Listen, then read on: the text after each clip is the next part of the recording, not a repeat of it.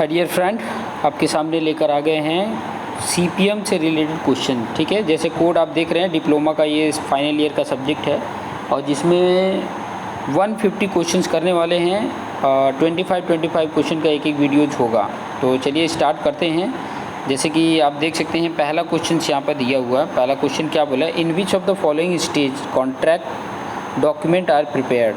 तो contract prepare कौन से स्टेज पे प्रिपेयर होता है, तो वो है इनमें से कोई नहीं है। प्लानिंग है, ब्रीफिंग स्टेज है, कंस्ट्रक्टिव स्टेज है, इनमें से कोई नहीं, मतलब डी ऑप्शन है, नन ऑफ द एबो। ठीक है, कॉन्ट्रैक्ट जो डॉक्यूमेंट होता है वो प्रिपेयर होता है किस स्टेज पे, तो इनमें से किसी स्टेज पे नहीं है। ठीक है, सेकंड ऑप्शन देख सकते हैं सेकंड क्वेश्चन का, in which of the following stage specification are prepared. तो स्पेसिफिकेशन प्रिपेयर किया जाता है प्लानिंग स्टेज पे। प्लानिंग स्टेज पे स्पेसिफिकेशन प्रिपेयर किया जाता है। ठीक है, थर्ड क्वेश्चन अगर आप देखेंगे, in which of the following stage practicability of project is ensure किया जाता है, तो है ब्रीफिंग स्टेज पे। ब्रीफिंग स्टेज पे क्या किया जाता है, practicability of project is ensure किया जाता है। ओके, नेक्स्ट क्वेश्चन पे आ जाते हैं। फोर्थ क्वेश्चन आप यहाँ पर देख सकते हैं। फोर्थ क्वेश्चन क्या बोल रहा है, which of the following is not role of contractor. इनमें से कौन सा है जो कॉन्ट्रैक्टर का रोल नहीं है। तो कॉन्ट्रैक्टर का रोल ये नहीं है टू अरेंज लैंड। ये अरेंज लैंड कौन प्रोवाइड करता है, ओनर का रिस्पॉन्सिबिलिटी होती है। तो ये पॉइंट ध्यान में रखेंगे। आपका यहाँ पर करेक्ट ऑप्शन ए है, टू अरेंज लैंड। ठीक है, to provide resource as per condition of contract, नहीं, ये भी नहीं होगा। To work as a plan and specification, this is also not right.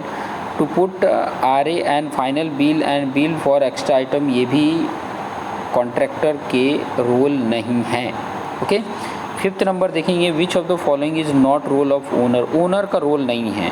तो ओनर का कौन सा रोल नहीं है, तो ये देखो, फंड प्रोवाइड करना भी ओनर का है, लैंड प्रोवाइड करना भी वो ओनर का ही है। To ensure quality of construction, ये ओनर का नहीं है, C option. To arrange necessary approval, ये भी ओनर का रोल नहीं है। ठीक है, ये चीज़ें ध्यान में रखेंगे। ओके, 6 नंबर में देखिए, which of the following organization is widely use in PWD। Public work department के लिए वाइडली यूज में कौन सा ऑर्गेनाइजेशन करता है, तो वो है लाइन एंड स्टाफ ऑर्गेनाइजेशन। ये चीज़ें ऑलरेडी मैंने वीडियोज़ में भी एक्सप्लेन करके बताए थे, ये चीज़ें भी ध्यान में रखेंगे। ओके, चलिए नेक्स्ट आगे बढ़ते हैं। 7th नंबर का क्वेश्चन यहाँ पे देख सकते हैं क्या बोल रहा है, which of the following is disadvantage of a line and staff organization. Line and staff organization का डिसएडवांटेज है इनमें से। तो यहाँ पर देख सकते हैं कि करेक्ट ऑप्शन यहाँ पे ऑल ऑफ द एबो बता रहा है, मतलब ऊपर के जितने हैं सब के सब क्या हैं, डिसएडवांटेज हैं। किसके, लाइन एंड स्टाफ ऑर्गेनाइजेशन के।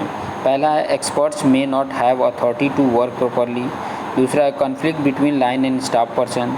तीसरा, increase in overhead cost due to high salary of staff. तो ये चीज़ें ध्यान में रखेंगे, ये डिसएडवांटेज हैं। 8th नंबर में देखेंगे, in which of the following organisation expert advice is available. Advice expert advice is available होते हैं, तो वो आ जाता है लाइन एंड स्टाफ ऑर्गेनाइजेशन में। लाइन एंड स्टाफ ऑर्गेनाइजेशन में अलग स्टाफ रखने पड़ते हैं, इसीलिए लाइन एंड स्टाफ ऑर्गेनाइजेशन बोल रहे हैं।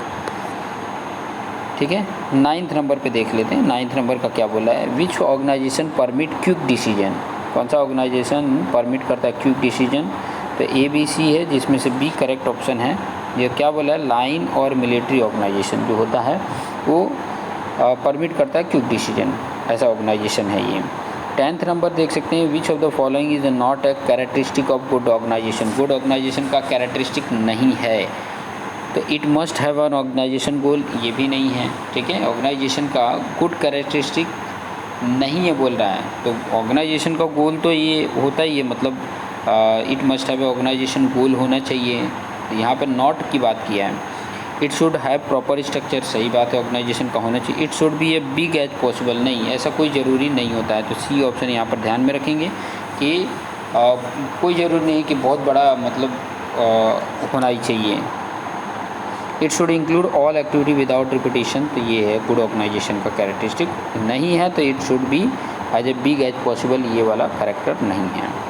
11th का देख सकते हैं, road is an example of. तो रोड किस में आता है, रोड आपका इंफ्रास्ट्रक्चर में आता है, B ऑप्शन देख सकते हैं। रोड आपका इंफ्रास्ट्रक्चर में आता है, ब्रिज जो होता है इंफ्रास्ट्रक्चर में आता है।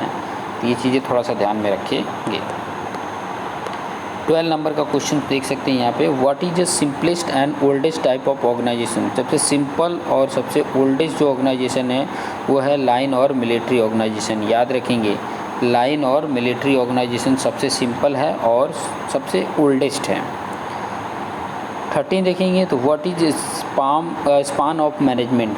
स्पान ऑफ मैनेजमेंट का मतलब क्या होता है, तो स्पान ऑफ मैनेजमेंट क्या बताता है, it is a number of person to be supervise by a manager. Manager के द्वारा कितने नंबर ऑफ सुपरविजन सुपरवाइज होते हैं, यही स्पान ऑफ मैनेजमेंट होता है। ठीक है, ए ऑप्शन राइट है, बाकी के ऑप्शन रॉन्ग है। तो इसका मतलब देख सकते हैं कि it is a number of year of for management, नहीं, ये भी ईयर नहीं आता है। एवरेज एज भी नहीं आता है। It is a number of achievement of management भी नहीं आता है। 14 बोला है व्हाट इज ऑर्गेनाइजेशन। तो ऑर्गेनाइजेशन क्या है, तो organisation arrangement of person business, सही बात है, ये राइट है। Arrangement of machine on site नहीं। Arrangement of money for business, arrangement of material at site नहीं। ये ऑर्गेनाइजेशन क्या बताता है, a group of persons work together for a common goal is called as organization. ये चीज़ें ध्यान में रखेंगे। 15 नंबर का question 4M, what is 4M construction.